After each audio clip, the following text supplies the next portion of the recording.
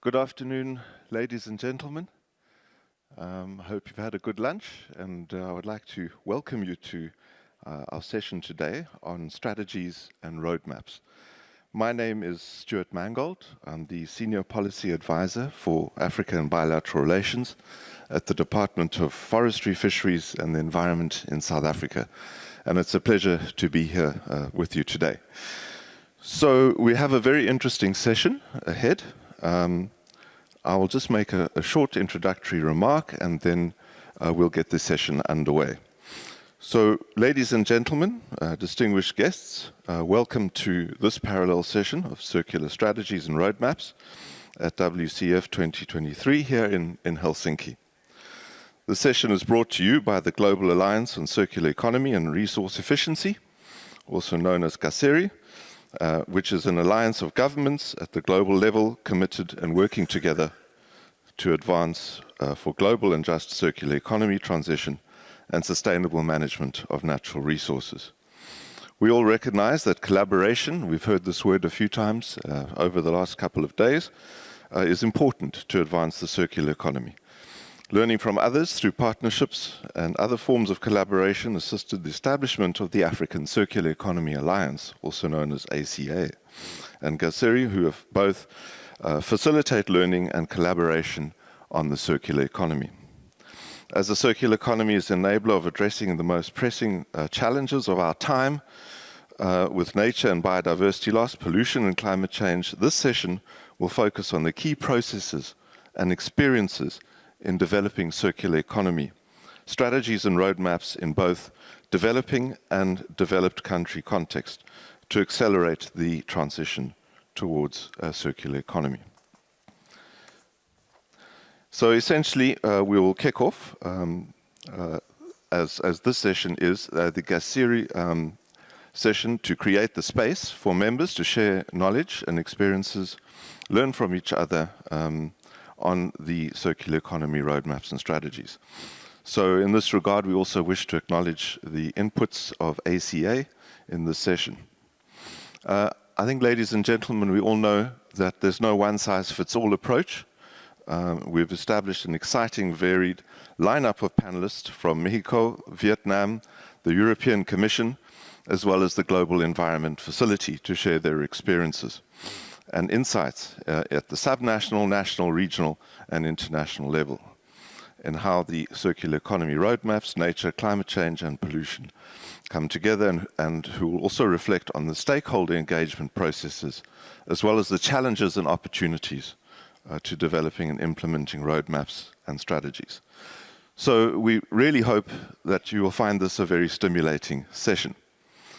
So now we move to our first part of the program, and I would like to introduce Her Excellency, Dr. Diane Gashumba, who's the ambassador of Rwanda in the Nordics, to make some remarks. Ambassador, the floor is yours.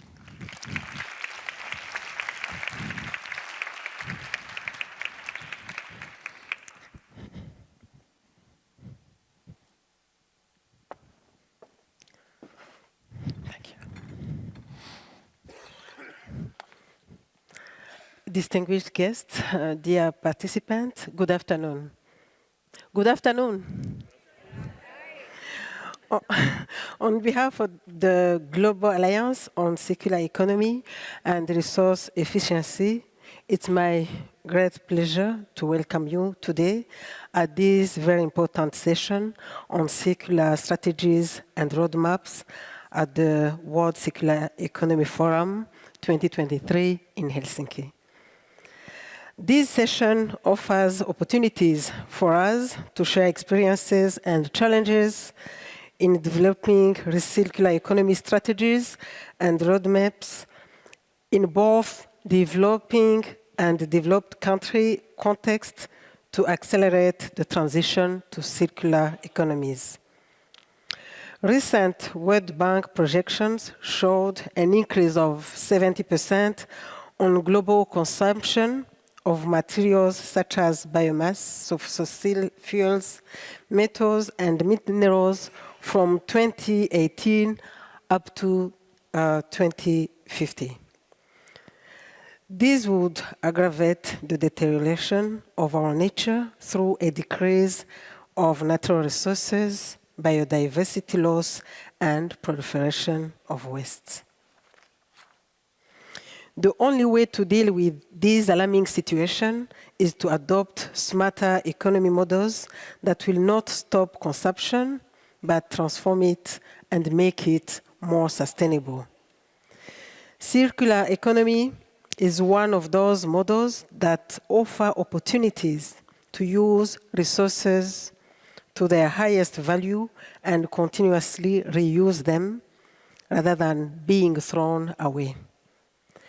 Rwanda was among the first countries to embrace circular economy approach worldwide.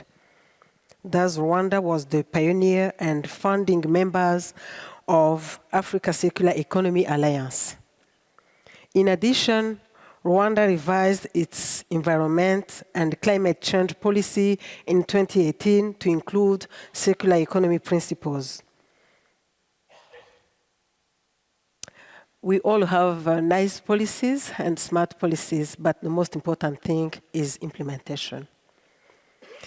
In order to translate policy actions into implementable tools, Rwanda developed its first ever National Circular Economy Action Plan and Roadmap, which was launched December 2022 in the margins of the World Circular Economy Forum in 2022. The vision of resource retention, elimination of waste and pollution, and regenerative circular economy in action plan is supported by goals and interventions to protect environment, create jobs, ensure inclusive transformative impact to citizens, and address effect of climate change. The action plan also set public and private as well as multi-donors financing mechanism to ensure a successful implementation. Drawing on the above, Rwanda's process for developing its circular economy action plan, it is obvious that effective development of circular economy roadmaps involves an inclusive consultation process to facilitate the understanding of the current and desired state of play for the circular economy. It also requires to set achievable targets and clear institutional responsibility and financing mechanism that will support the implementation. But it also requires accountability and ownership. At last, collaboration at national level and building partnership with regional and global platforms such as Garcere and Africa Circular Economy Alliance offer the opportunity to mobilize and share knowledge, expertise, technology, and finance resources to support the implementation of circular economy roadmaps. To conclude, I wish to thank the organizers of this session, the Garcere, for their continued support as we all strive to build a transition to circular economy. I wish you a very fruitful discussions and learning sessions during this day and tomorrow for those who will be here. Thank you very much for your kind attention.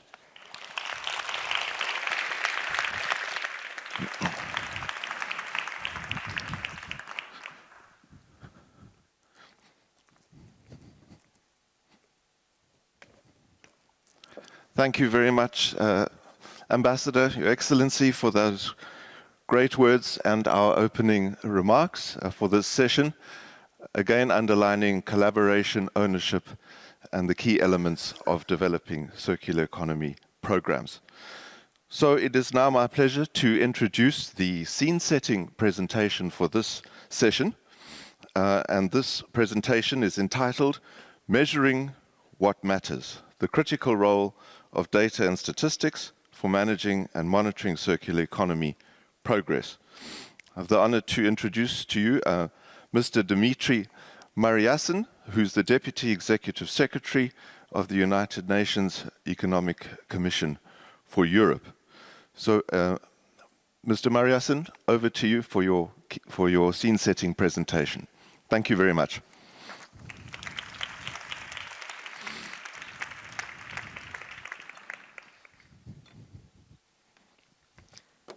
Good afternoon, ladies and gentlemen. It's my pleasure to be here on behalf of the UN Economic Commission for Europe. For those of you who have not heard about the UN Economic Commission for Europe, let me just briefly remind you, we are one of the 5 UN regional commissions. We are headquartered in Geneva, and our job is to help our 56 member states come up with quality regulation in areas such as energy, forestry, trade, transport, environment, and so on. One of the areas where we are proud to be convening our member states is statistics. And so today, in an unusual way for me, because I'm not a statistician, full disclosure up front, I'm going to talk to you about data, statistics, and measuring circular economy as what we believe is a critical component of making this transition real. Because of course, if you can't measure it, you can't really implement it, and you can't keep policymakers accountable. But before that, I'd like to thank GACERE, the Global Alliance for Circular Economy and Resource Efficiency, for inviting me to be a speaker here, and of course to all the organizers of this amazing forum for the warm hospitality. We are here also because of our partnership in the Circular Step platform of UNECE, and Lana Schellest, who is here in the room, is available to talk to you about that. Now, you wonder why is UNECE, even the statisticians of UNECE are talking about circular economy. Well, 2 years ago, our member states have decided that circular economy and sustainable use of natural resources will be a cross-cutting theme for all the work UNECE is doing across its 200 subsidiary bodies and influencing the thinking and action of some 18,000 experts working at this UN platform. Same year, our Conference of European Statisticians, it's our main intergovernmental body of statisticians, where heads of statistics offices from 56 countries come together. And by the way, those meetings were always convened back-to-back with OECD's Committee on Statistics and also in close partnership with Eurostat. They have given us a mandate to develop guidelines for measuring circular economy. And before we got to this, we had not realized how complex this task is. So I'm giving you an update on the work in progress 2 years into it. It's not done yet, but some progress is there. And of course, this is not just us. It's a close collaboration, first and foremost, with OECD, but also other partners such as the European Environmental Agency, Eurostat, FAO, International Monetary Fund, PACE, UNEP, of course, UNITAR, and UN Statistics Division. So I'm going to share a few insights from this work. Starting from the basics. Do we have a common understanding of what circular economy means? My colleagues tell me there are over 200 different variations of explaining circular economy or circularity. But from a policy and a measurement perspective, these are the 2 interrelated features that available definitions highlight. Maintaining the value of materials in the economy, while ensuring the positive outcome to the society. This is very important.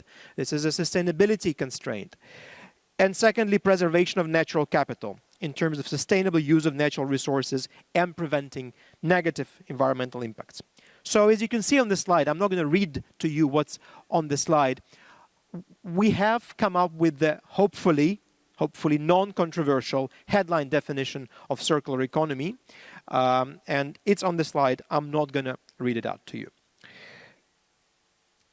Headline definition is the first thing we did. And here in the slide, you can see all the logos. I'm not going to list them again. It's a unique partnership, this task force with OECD, but others are involved. Headline definition, conceptual framework, then some indicators, and a monitoring framework.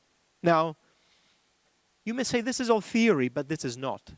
Behind each of these hides a very concrete set of technical questions and answers that each serious policymaker and certainly each statistician in a country context has to answer before we start measuring circular economy in earnest and making it part of how national statistics offices go about it, not just make it part of reporting by international actors.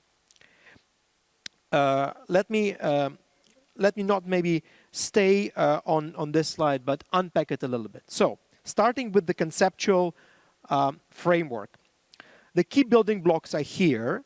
So the material life cycle and value chain. Here we're talking about the physical stuff. What has to happen in terms of material input and output. Second, interaction with the environment. Here we talk about both evolution, physical evolution of natural assets, but also environmental and human health impacts due, for example, to material extraction, processing, use, and end-of-life management.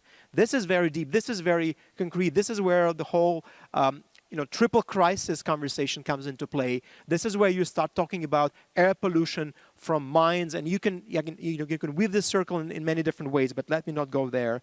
Socioeconomic opportunities. This is where we definitely need to look at circular economy as good business. This is a very clear message coming from this forum and previous events like this. And finally, policy responses, not just by governments, but also behavior of citizens, behavior of businesses, and so on. So this is the conceptual framework. Now, under each of these framework themes, you have some indicators that are emerging. These are examples only. Dear colleagues, of course, we need to unpack each of them, but we wanted to show to you that there is a lot to be said about, for example, circularity material use rate. This is an example of what we mean on the under the theme circularity of material flows. There is a lot to be said about jobs created, as well as skilling and reskilling necessary for circular economy transition. We heard a lot about this in the past couple of days. And here are the examples. Circular economy literacy is in the fourth column, and I want to stop there because this is not just about some technical skills. It's about being much more aware society-wide. We do believe that a proper measurement framework has to capture that dimension, along with the more traditional ones where we talk about input, output, and so on. Well, you will tell me he is a UN official, he is giving an example of a host country of the forum, but Finland is here as an example, not just because it's hosting the forum, but because it is a pioneer in many ways, but also happens to chair. Everything we do is intergovernmental. Finland happens to chair the intergovernmental task force on measuring circular economy. And so we have found that Finnish experience, for example, you can see it on the slide of measuring the total material requirements and then linking measurement of waste or looking at low carbon energy transition in Finland circular economy roadmap. We have found a high level of congruence in what was adopted before the task force started with its recommendations. So it could be used as one of the benchmarks, and I will not go into details. Now, of course, it's not all rosy. There are a lot of issues that are still unresolved, and I want to just mention a few of them. This is where we are still struggling. As a task force, and we need your input. We need you to participate in these discussions. We welcome collaboration with all of you. How to consider energy, exact definitions of waste in the context of circularity, what to do with air, water, and land. It's not an easy question to answer. The cascading use of wood, of course, the whole bio economy spectrum, and then finally, interrelation between different areas of measurement and statistics. We have found that many countries have started their venturing into data and measurement for circularity from a particular area. Let's say Canada is well known for its plastics account. It's a great example of where you can unpack one area. There is a lot that needs to be done when it comes to measuring carbon footprint and the whole decarbonizing industry. So it's another area of interrelation that we need to tackle. So we invite you all on this journey, answering these questions, together with our 56 member states on this, well, North-aligned map is really looking like we're half of the world. We are just part of the world. We also think this conversation needs to happen across the North-South divide and together with the countries from other regions. But for now, I'll leave you with the thought that data is important, that it is the only way to go ahead with sound policy making, that we need to collaborate on making sure that there is a very sound measurement framework, and that from definitions to statistical accounts to annual reports that are on the table of each prime minister, is your country progressing on circularity or not? And here is a comparable global set of indicators that all can use. Thank you.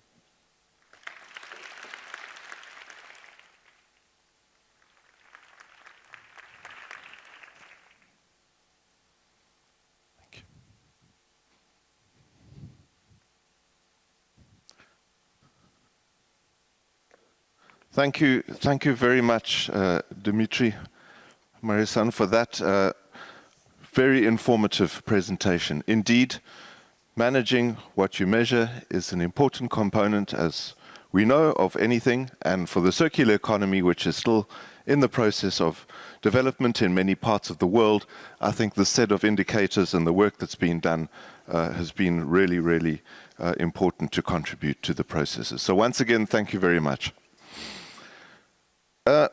Distinguished delegates, we are now going to move to the next part of our program for this session. And we are going to now have a dialogue on the key components for a successful circular economy strategy, learnings from practitioners, those that have been doing this process. So in this regard, we'll have a session where we're going to build upon the valuable insights we've gained on developing guidelines and for measuring circularity, and we'll look at the pivotal role of circular roadmaps and strategies at various levels. These are instrumental to achieving a circular economy and deploying circularity as an enabler to address the triple planetary crises. So the key question is, how can these roadmaps be used for this? This is what we would like to unpack in this session. What challenges must we overcome to develop and implement and monitor roadmaps using the indicators that were just presented now by the previous speaker, and what valuable lessons can be learned to guide us? So these will be the issues that will shape our discussion today.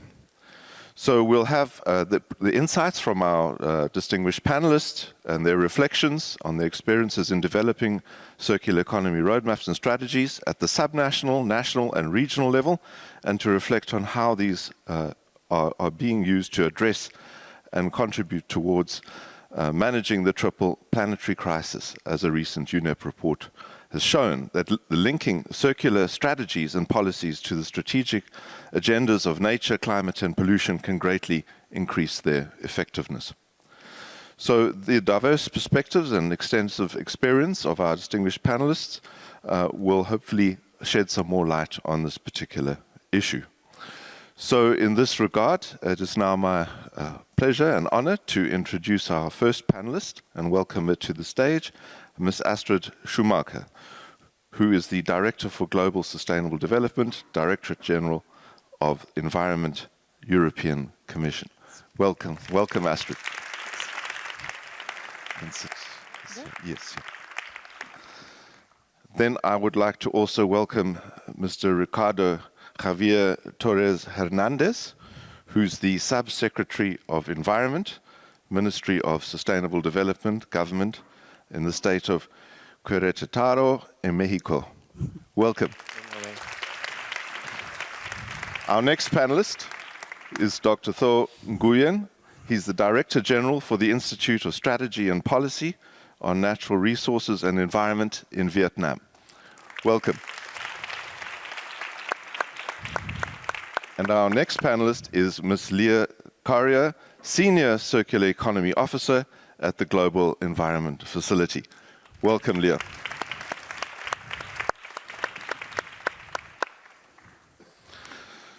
So let us kick off then with our panel discussion. And we will be asking the panelists some questions around their particular experiences in developing circular economy action plans and roadmaps, and how they manage to do this in terms of their various processes, and how do these issues relate to the chances of successful implementation. I'll also just briefly say that from the South African perspective, we also have been embarking on this journey, and that the circular economy implementation of South Africa, the circular economy action plan and roadmap is still under development in terms of our national waste management strategy in 2020, and that is also a process that we would like to learn from our discussions today. So let me first turn to you, Mr. Ricardo Hernandez. Querétaro is an example of a state government in Mexico that developed a circular economy roadmap at a sub-national level. So we would like to understand to date that Querétaro is only one of 2 Mexican states with a circular economy roadmap, which was launched earlier in 2023, so it's fresh off the press. And can you tell us what the main drivers and what causes motivated the state from which you're from to move towards, at a state level, the development implementation of such a circular economy roadmap? Yeah, thank you so much. Thank you also for the invitation to Querétaro to show our job in circular economy strategies. So we are very excited to share with you our example. For Querétaro, and personally I think this is a very special moment for regions to show the job that we can develop in terms of environmental policy in a specific region, especially in a large country like Mexico. We have many Mexicos in my country, one in the southeast, in the north.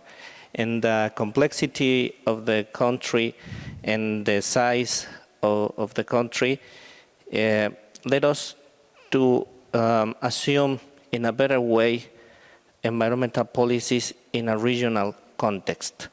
So we have many drivers. For us, it was an opportunity also to develop a new cluster of companies and services. If we start in the central region of our country with a circular economy strategy and roadmap, it could lead us to identify some competitive sector in which we can push our companies and give them an advantage in terms of the great opportunity that circular economy represents globally. So we are in Mexico, in Querétaro, we are developing a strategy, creating an ecosystem in the center of the country in which our companies can have an advantage. We also develop, as Mr. Dimitri said before, a law and economic instruments as taxes in the state. So in that kind of ecosystem that we are designing in Querétaro, we are trying to install and to develop all the concepts and the ingredients that we need to have a special ecosystem to develop our policy. We have also a good waste management, and our landfills are in accomplishment with the federal law. So we need to go forward with our policy. And also to connect, it was another driver, connect the policy with another environmental policies like biodiversity or decarbonization pathways. We have specific goals to achieve in that kind of topics. So we think that circular economy represents an extraordinary tool to achieve goals in that other policies. Thank you very much for those insights. And it's good to see the pioneering work at the state level in Mexico on developing circular economy roadmaps and strategies. It's now my pleasure to turn to Dr. Tho Nguyen from Vietnam. As we have been informed, Vietnam is well underway with developing its first circular economy action plan. And it will be finalized later this year and to come into effect in the first quarter of 2024. Could you share with us what are your three most important learnings of the process from these past 3 years in developing this plan and the socio-economic benefits that Vietnam anticipates from implementing this action plan? Thank you very much for providing me the opportunity to share our experience with you. And in Vietnam, over the last 3 years, we have implemented the law on environmental protection that requires that circular economy will be integrated into the strategy, policy, and master plan at the central level and at the local level. And we also require the company and enterprise to have a sustainable production and consumption within their supply chains. So the three things that we learn is that the first thing is that the government determination, and we can institutionalize the circular economy into the law, and that we must do. At the end of this year, we will have the first national action plan on circular economy. And the second thing is that we should mobilize the international support, and Vietnam is the third country in the world that have the Just Energy Transition Partnership with G7 and European country, and that provides us with 15.5 billion seed capital, and that's very important for us to move forward with circular economy. And the third thing that we need to do is that we should have a priority, clear indicator, and how we can achieve circular economy at the end of the road. Because in our law, we require that the circular economy should satisfy 4 indicators. That is, the first one is the resource efficiency. The second one is to prolong the life of goods and material. The third one to reduce the emission of waste and carbon dioxide. And the last one is to have non-negative environment impact.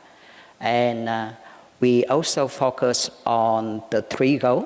That is to achieve zero emission by 2050, zero waste by 2050, and also restoration and regeneration of biodiversity.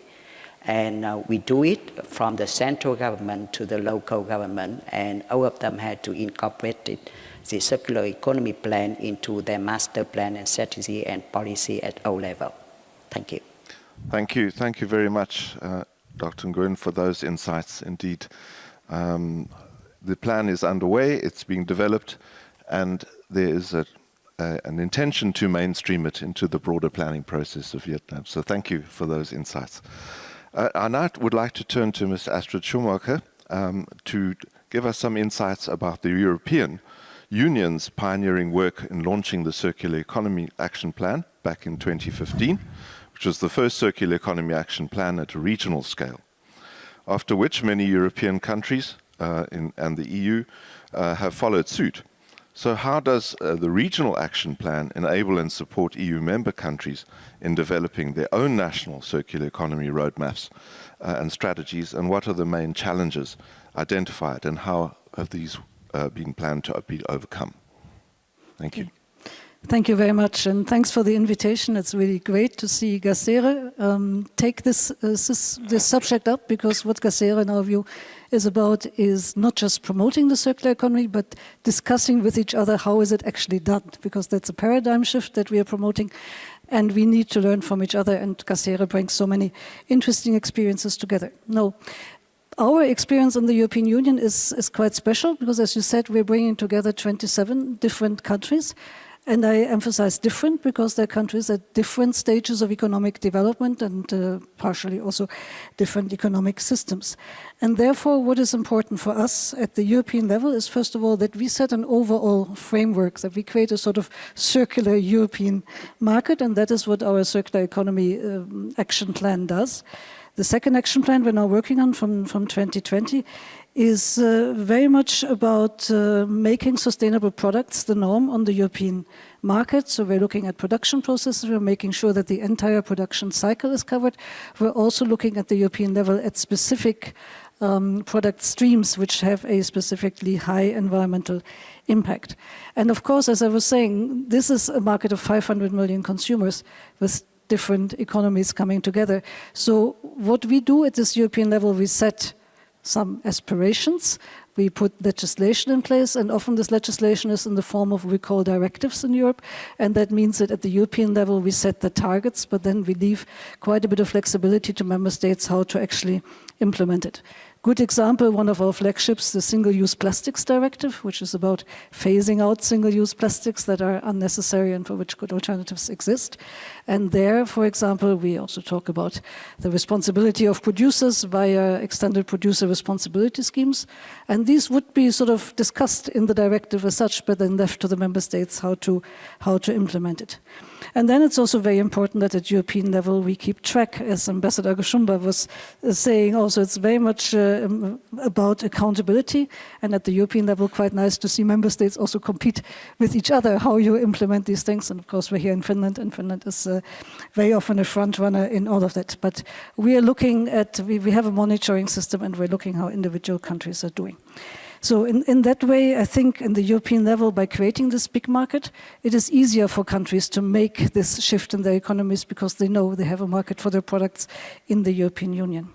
Now, coming to the challenges, they are, of course, considerable, so not to hide that, and they relate to quite a number of aspects, starting from administrative burden, but that's always a challenge. But let's then look at finance. So very important to understand circular economy has super different business models than before, and therefore not always easy for those who want to implement those to get the finance they want. So we're supporting that at the European level as well through various programs. The second thing, and I could speak for a long time on that, but the second important thing has also been mentioned already, is the skill set. So the circular economy is simply a different economy. It requires different skills. It means there are also losers. There are those that can no longer do what they have done in the past and need to be retrained. And at the European level, we have come forward with quite a number of cross-cutting programs to support our member states in doing this reskilling of the workforce. Then I want to mention, very important to look at cities, because they're the actors in many of these things. So at EU level, of course, the cities are one step removed in between other member states, but nonetheless, we've come forward with this circular cities and regions initiative that sort of helps cities and local communities develop their own circular economy strategies, which are quite different from those at the national level, of course.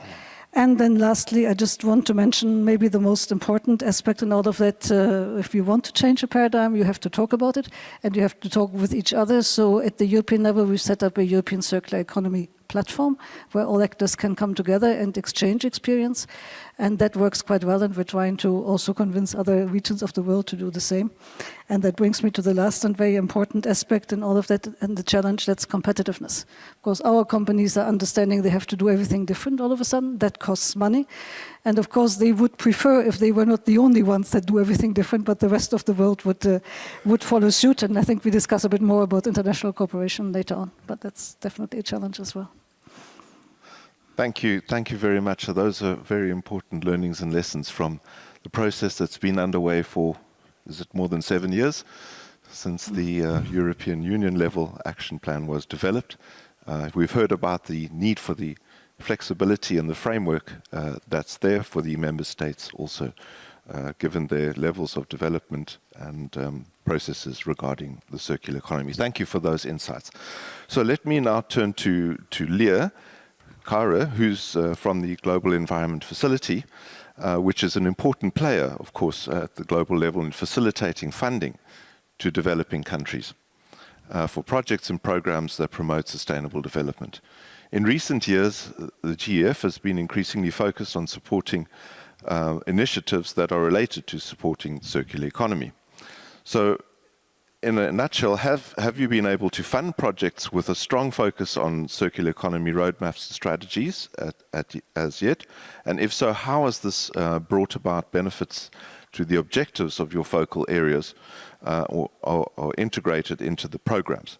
And then secondly, how does the GEF support an innovative upstream-orientated projects that can trigger impact beyond waste reduction and climate and contribute towards a positive transformation on climate, nature and pollution?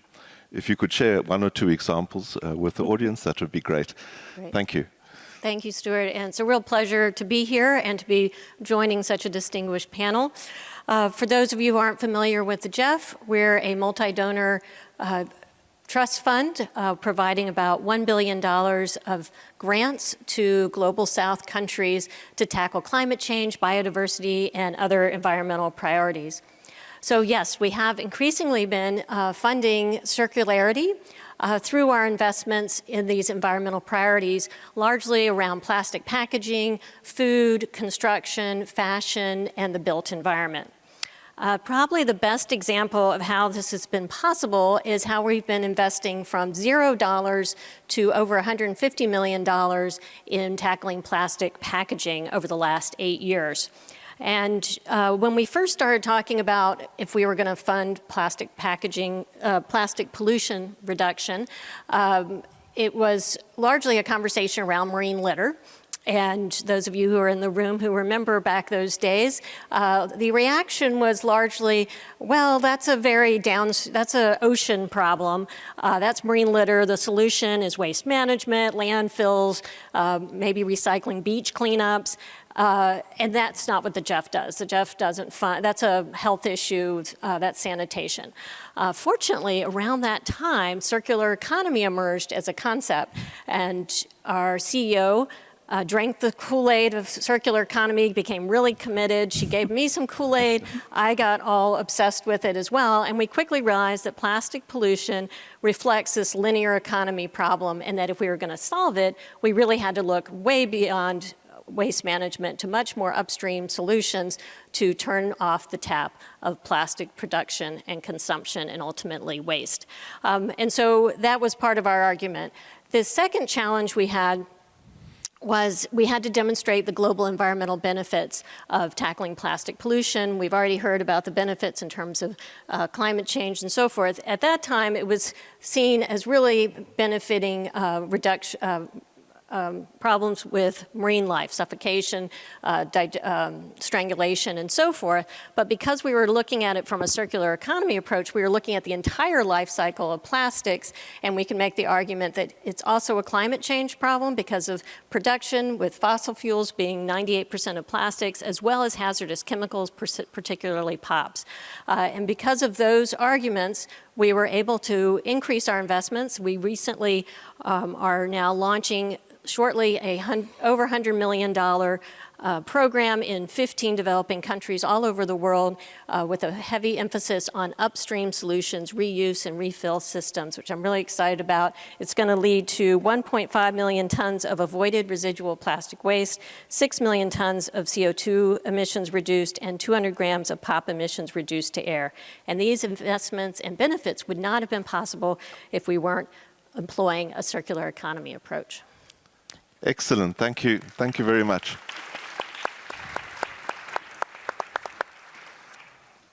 So there's some encouraging words from the GEF around their work in supporting the circular economy upstream approaches, as well as the linkages between the reduction in waste as well as climate change issues. So we will now, distinguished delegates, move to part 2 of our panel discussion. And in this regard, we're going to discuss the inclusivity and stakeholder engagement in developing circular economy roadmaps and strategies. So in this regard, we'll also now like to hear from Mr. Ricardo Javier Torres Hernandez and Dr. To Nguyen to share their insights in this regard. So let me first start with you, Ricardo. An important part of successfully developing circular economy roadmaps is ensuring that all relevant stakeholders are engaged. I think we've had other panelists allude to this earlier, and in the Querétaro State circular economy strategy and roadmap, it's very inclusive at both the development and the implementation stages, and has a strong focus on private sector involvement. How are business and industries in the state encouraged to and incentivized and supported to work on the goals and targets of the state's circular economy roadmap? Thank you so much. Yes, as I said before, the state was creating a scenario, an ecosystem in terms of our circular economy strategy. So we started more or less 1.5 years ago, and with the elaboration of our local law, circular economy and waste disposal law, in which we focused with the companies in the perspective of extended responsibility of the manufacturer and the user and the producer and the commerce in the management of the materials. So after that, we developed, as I said before also, our economic instruments as a tax, in which we establish a fee of per ton of materials that were to a landfill. So they make some incentives for the people and for the business that want to recycle materials and avoid the waste disposal in a landfill. That kind of policies make many expectations in some stakeholders in the state.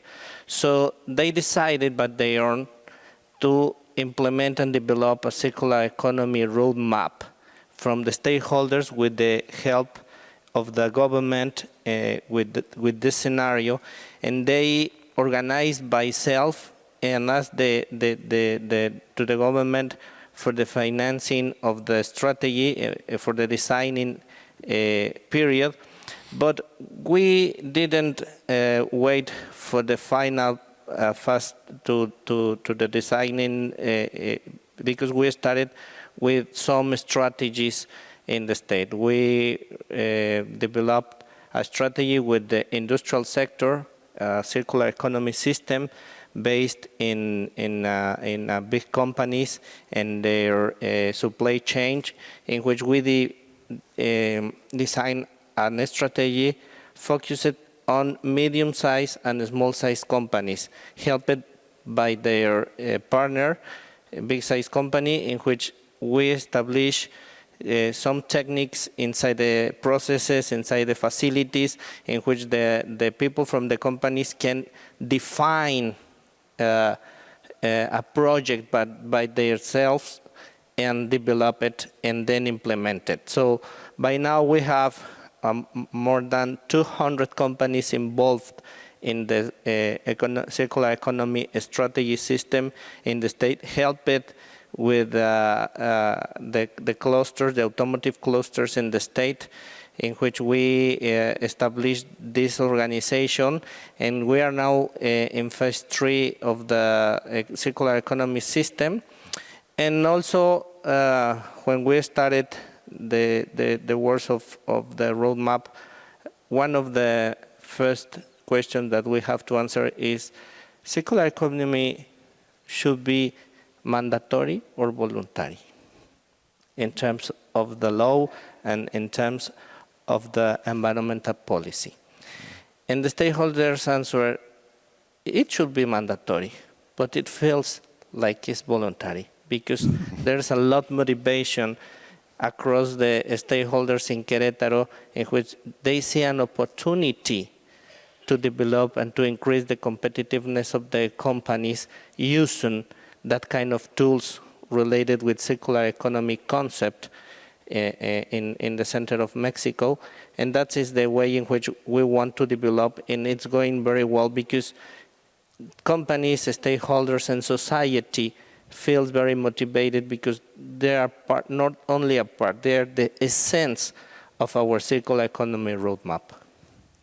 Thank you very much. That's some important insights and some critical questions. Should it be voluntary or mandatory, circular economy? And I think that also demonstrates the benefits of the stakeholder engagement process.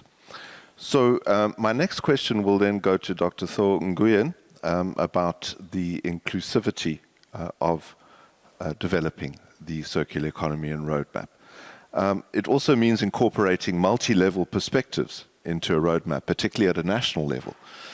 Could you enlighten us on how these approaches to the integration of the local perspectives, such from the 58 provinces of Vietnam, were incorporated within the national circular economy roadmap? As I mentioned, the most important things that ensure that we will have the concrete national action plan for circular economy is that the law require all provinces to incorporate the circular economy into their strategy, policy, and the provincial plan.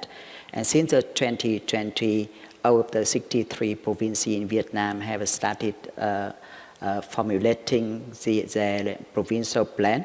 And in the law, it requires that the circular economy indicator and the component of the circular economy from the sustainable supply and consumption, from exploiting to processing, manufacturing, delivery, consuming, and segregation of waste as source, collection of waste, transportation of waste, storage of waste, and remaining waste.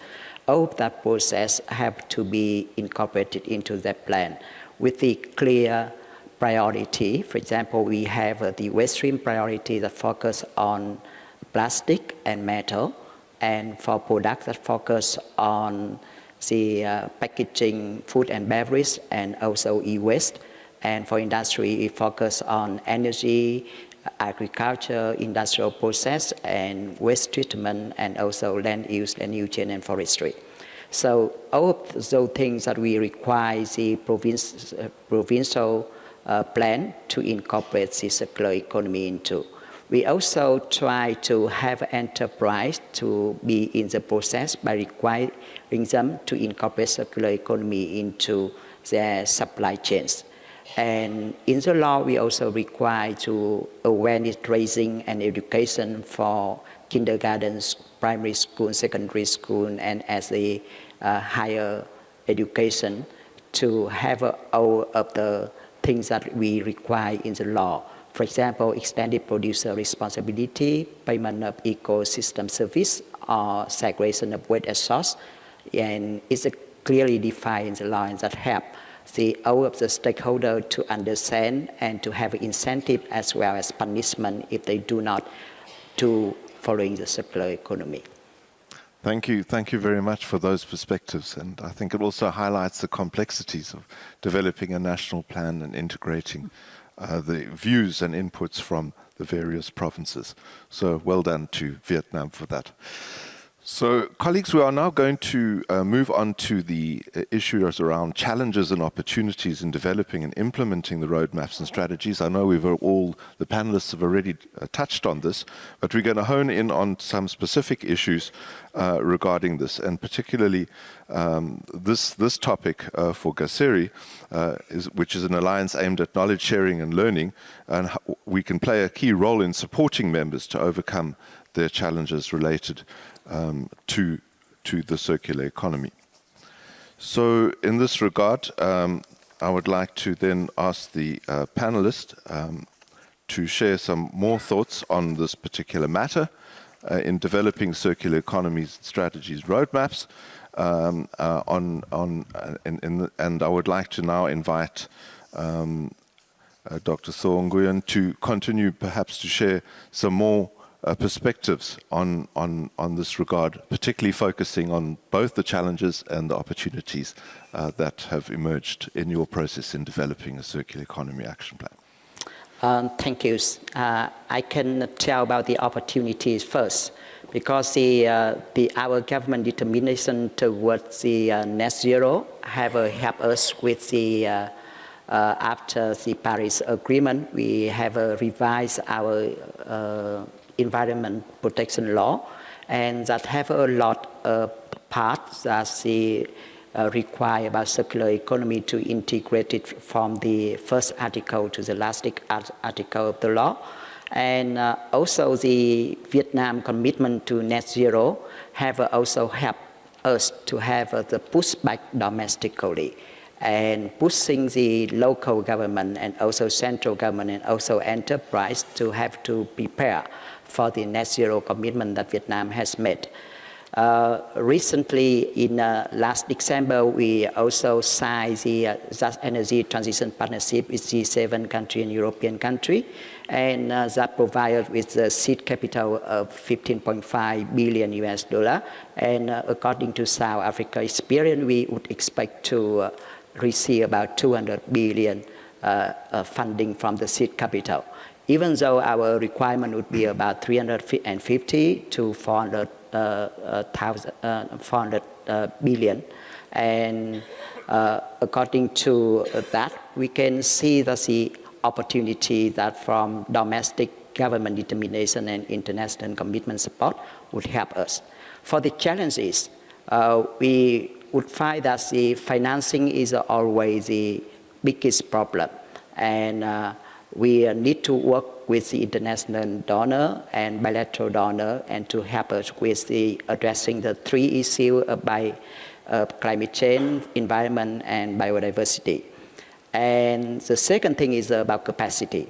Capacity is the designing our waste is the most important, and the technologies and the tracking of the materials are related to the digitalization and also the accounting for the material and accounting for the natural capital, as we have heard from the presentation at the beginning of these sections. And we think that we need the international cooperation towards standardization and harmonization so that we can have clear indicator of circular economy, clear accounting, auditing, and then firm in the future can comply and showing their social responsibility. And the third thing we think that the challenge is that the raising awareness and education is very important. And we are now working with the international donor, bilateral donor, and also within the country from the central government and local government to address the issue. Thanks. Thank you very much. I think both the challenges and have indeed also presented opportunities. And thank you for sharing those experiences. Let me turn then to Ms. Leah Carrier about the work of the African Development Bank, which recently launched the African Circular Economy Facility, or ACEF, funded by the Ministry of Foreign Affairs of Finland and the Nordic Development Fund. This year, in partnership with ASEA, the ACF will provide technical assistance to 5 African countries to create their national roadmaps with the opportunity to share best practices for other countries as we move forward. So this support, of course, will be over 5 years, and the fund is playing a key role in this regard. And we hope that that will be scaled up as we move forward with the process of developing national roadmaps and strategies on the African continent. As Vietnam has just indicated, there's limited access to financial resources and is a challenge which can be overcome and presents an opportunity in implementing circular economy strategies. So I'd like to also then hear from the GEF on their perspective to elaborate on their work on funding circular economy roadmaps and strategies and their plans in this regard, and how does the GEF ensure that funding these provides as seed funds act as a catalyst for countries to leverage additional financial resources to overcome at least and mitigate the barriers to access to finance. Great, thank you. Well, catalyzing additional funding from our initial investments is a key part of our support, and we see this happening in 3 ways. The first is kind of the most obvious. If we put in funding, then that often attracts other investors. And a great example is a UNEP project in Nigeria on e-waste, where we put in $2 million, and that led to another $13 million from governments, NGOs, and the private sector. And all of that funding is then going to developing an extended producer responsibility system for the country.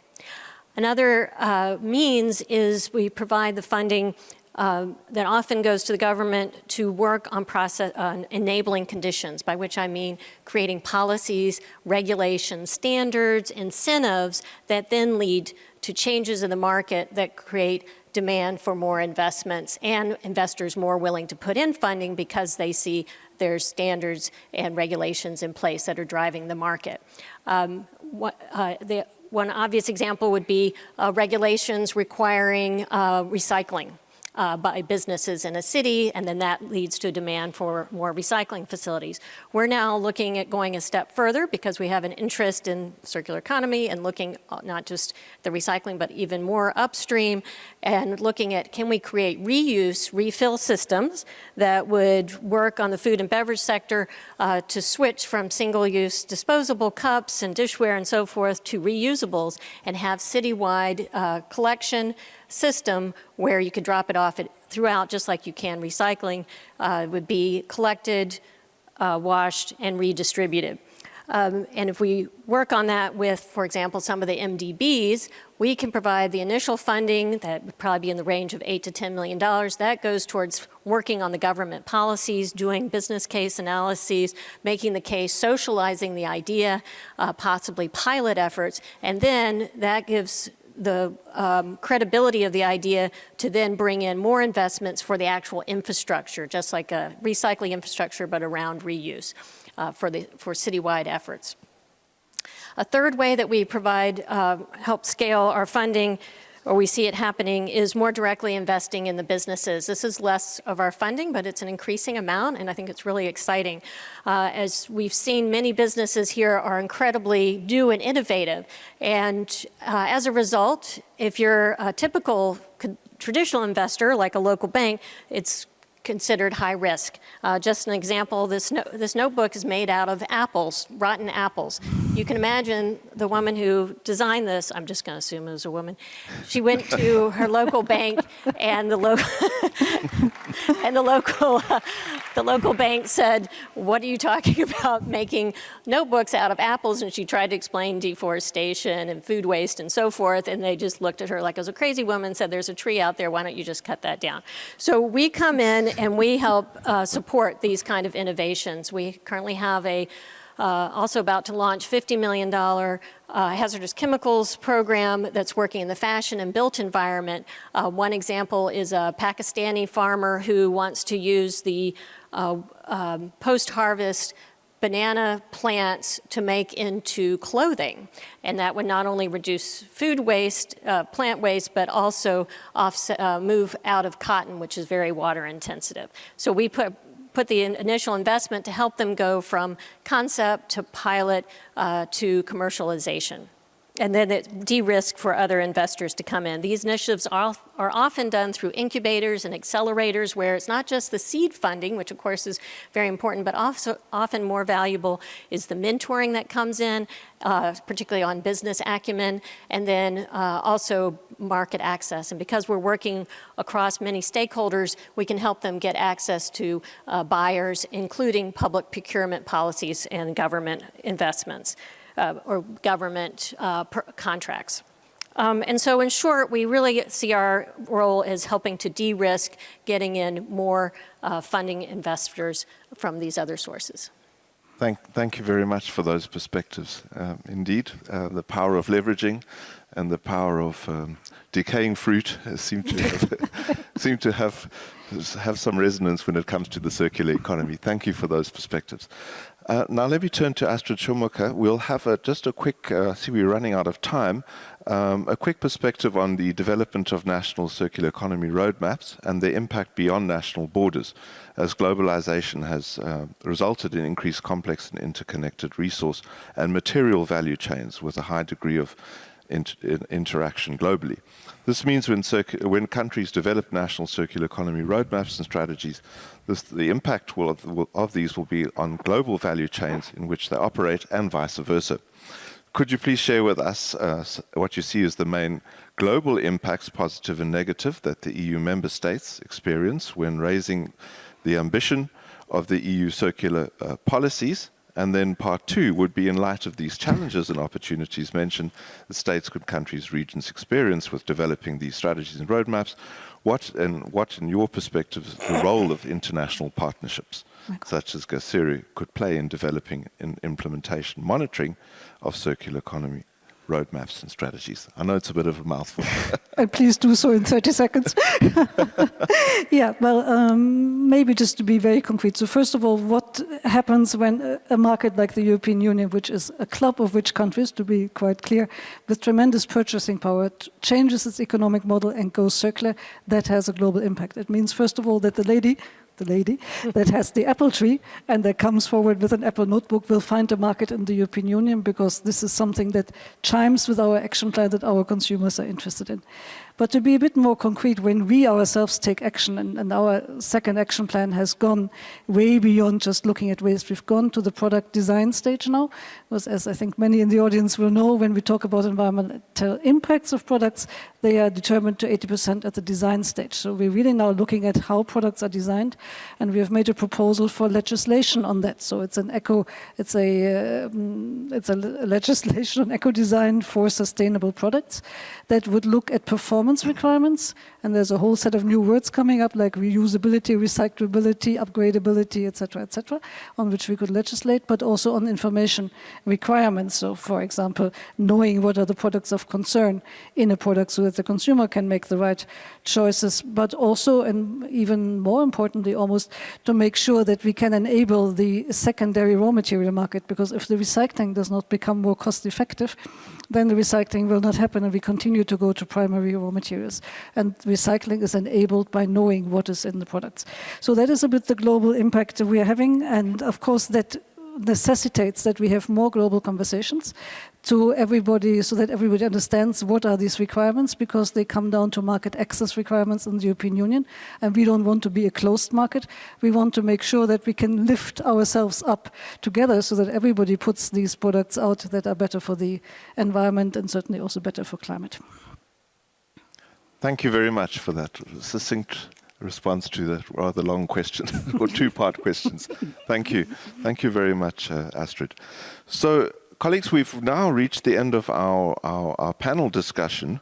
So what I'd like to conclude with is just quick 30-second reflection from each of our panelists on the takeaway messages. Let me start with you, Leah. Great. Well, shifting from a linear to a circular economy is really going to require a complete rethink of how the world works. And to make that happen, we need all stakeholders on board. We've heard a lot of discussion about collaboration and partnership.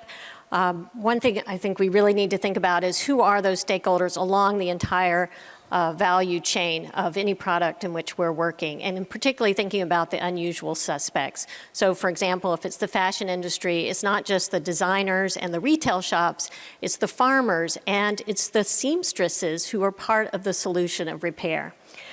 So we need a broad audience, and we need to appeal to their interests, talk not just about the environmental benefits, but the economics, the cultural aspects, the technology, and so forth. Because ultimately, we need all stakeholders to be not only aware of this concept, but advocates, and to be champions, and to be out there as ambassadors trying to change the colleagues, their peers, in their world. So my challenge to the audience here is, if you're like me and your world is surrounded by environmentalists, look out and reach out of your box and try to reach out to the unusual players who can have influence. And if you're one of those people who's already out in the world, particularly those of you in the business world, reach out and be an ambassador to promote circularity in your world, because if we're going to succeed, we need a circular movement. Thank you. Thank you very much. Circular movement. Dr. Nguyen? Yes, for us, we want to take out the stakeholder to make it the goal should be very clear. As for us, the zero waste, zero emission, and restoration, regeneration of biodiversity. The second thing is a clear indicator, and it's the reduce use of material, prolong the life material and goods, and to reduce the emission and have no negative on environment. And the last thing is to have priority, because the finance and capacity building resources are limited. we should to address the accounting, auditing, and to monitoring for the circular economy indicator. Thanks. Thank you very much. Ricardo? Thank you so much. Well, as a final concept, I think circular economy is a messenger from the future. I recommend to establish a good and useful framework. In terms of what circular economy roadmap represents, it not only a strategy to achieve goals, it's a way of life, it's a new way to develop our countries. It's an opportunity to get the people involved in a new era. The roadmap should be flexible, negotiable, and dynamic. And I propose that it couldn't be an official document. It's better if it's a document from the citizens. If I can define circular economy, it's not recycling. Circular economy is green innovation. Yeah. And innovation is part of the citizens, is part of the people. It's a better and the best way to develop our economies, because we are going to take out the power of the economy from the natural resources and give them to the people. So I recommend that. Thank you very much. Final thoughts from you, Astrid? Now 5 seconds. I agree with everybody that everybody else has said. Circular economy is a completely new concept, even though it's been around for a while, but we don't have a model for that. So we need to develop that as we go along. That means we need to develop that together. And I would like to challenge Gacere in particular to become a kind of hub for circular strategies, because we do need strategies, and we do not need to invent these strategies from scratch, because they're already out there. We know them at the sub-regional level. We're doing them at the regional level. Vietnam is doing them at the country level. Super different experiences, but they can all come together in Gacere where we can talk about them. So let's do it. And folks, if you're not yet a member of Gacere and you're a country representative here, consider joining. Thanks. Thank you very much. A big round of applause for our panelists. Been a wonderful discussion. Thank you so much. Thanks.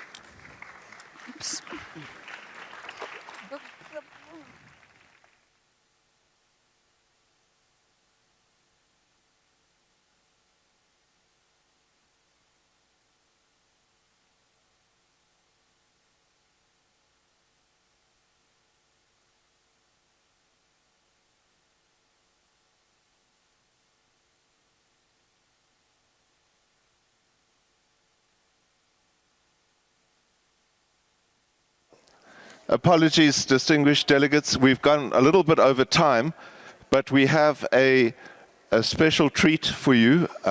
We have the closing message from the Minister of Environment of Peru. It's by recorded message, Her Excellency Ms. Albina Ruiz Diaz.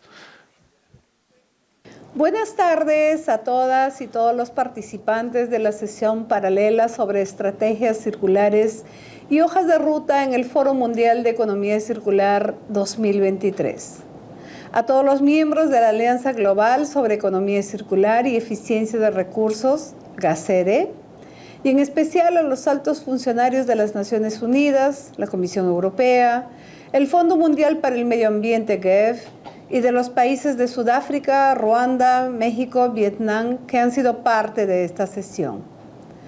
Es un placer acompañarlos el día de hoy y en esta oportunidad compartirles brevemente que el Perú, país que impulsó y ahora forma parte de GACERE, viene dando pasos firmes para acelerar el tránsito hacia una economía circular desde una mirada integral de la economía y de las cadenas de valor de los bienes y servicios. Siendo así, y con los avances contundentes, incorporando a la economía circular en los sectores como industria, ganadería, pesca y acuicultura, y a través de la aprobación de la hoja de rutas sectoriales, resulta necesario ahora integrar a otros sectores con gran potencial de circularidad, como el sector construcción, minería, turismo, saneamiento, electricidad, por mencionar algunos, y a su vez consensuar con todos los actores la visión de la economía circular para el Perú. Por ello, hemos iniciado con la elaboración de la hoja de ruta nacional de economía circular, con fuerte enfoque de transición justa y territorial, y que además se sostiene en la agenda de acción de la Coalición Nacional de Economía Circular, Perú, País Circular. Con este proceso y teniendo enfrente el enorme reto para consensuar e integrar en un documento la apuesta del Perú por la economía circular, resulta sumamente necesario contar con mecanismos y espacios de intercambio de experiencias y mejores prácticas en los que países como el Perú, que han iniciado el camino de la elaboración de hojas de ruta o estrategias de economía circular, podamos aprender de otros países que posiblemente tienen contextos distintos, pero las ambiciones por mantener la armonía con la madre tierra y en beneficio de las personas son las mismas. Por ello, nuestra participación y compromiso activo con GACERE y también con la Coalición de Economía Circular para los países de América Latina y el Caribe es muy importante. Nos impulsan a acelerar el progreso en la implementación concreta y la medición del avance de la circularidad que nos permita tomar decisiones sobre las medidas que debemos implementar o mejorar para construir un país más circular. Agradezco nuevamente a todas y todos los presentes en la sesión de hoy y espero que el Foro Mundial de Economía Circular 2023 siga siendo exitoso. Reciban un saludo fraterno desde Perú.